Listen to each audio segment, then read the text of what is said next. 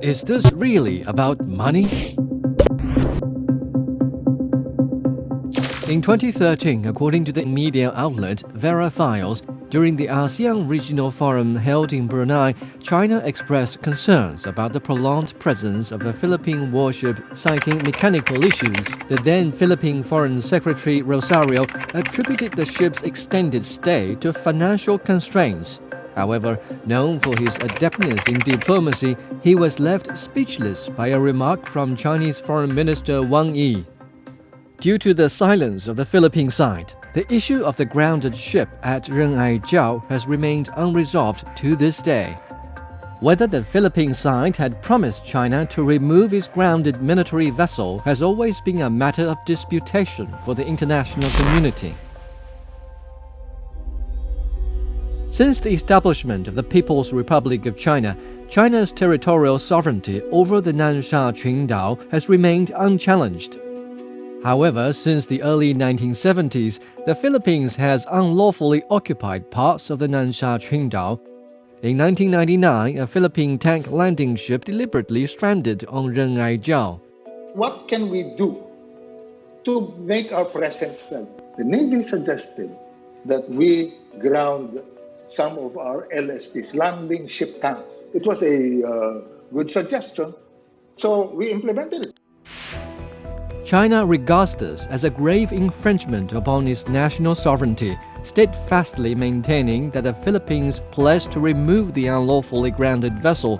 Yet to this day, the BRP Sierra Madre remains in place, often stirring up waves in the South China Sea. The current Philippine government denies any such commitment. I'm not aware of any agreement, and let me go further. If there does exist such an agreement, I rescind that agreement as of now. After the water cannon incident on August 5, 2023, the South China Morning Post interviewed Orlando Mercado.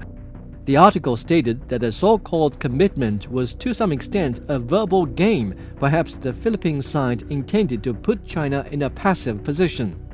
During the same period, Rigoberto Tiglao, former spokesperson for the Philippine government, published articles in both the Manila Times and his eponymous blog. He claimed that the Philippines, that is, the Estrada administration, had indeed promised China to remove the BRP Sierra Madre. He attached a secret memorandum from 2013 written by then Foreign Secretary Albert del Rosario to President Aquino, as well as a screenshot of the Philippine Department of Foreign Affairs' response to China's demand for the Philippines to fulfill its commitment in 2014.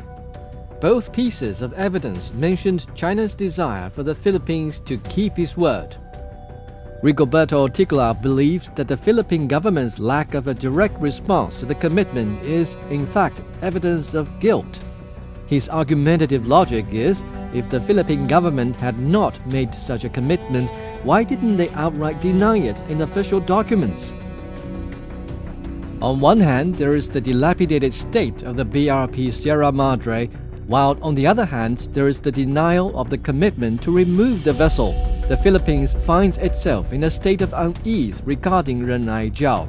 Under pressure, there may be new developments regarding the Ren'ai-Jiao issue from the Philippines. In response to the enigmatic stance of the Philippines on the Ren'ai-Jiao issue, a spokesperson from the Chinese Ministry of Foreign Affairs stated, 近期海上事态的起因是菲律宾频繁在南海采取侵权挑衅行动，侵犯中方的领土主权和海洋权益。中方依法采取必要措施捍卫自身主权和权益，不存在所谓中方骚扰菲方船只的情况。In 2024, the dispute over the commitment may continue, and the BRP Sierra Madre will continue to be a focal point of international attention.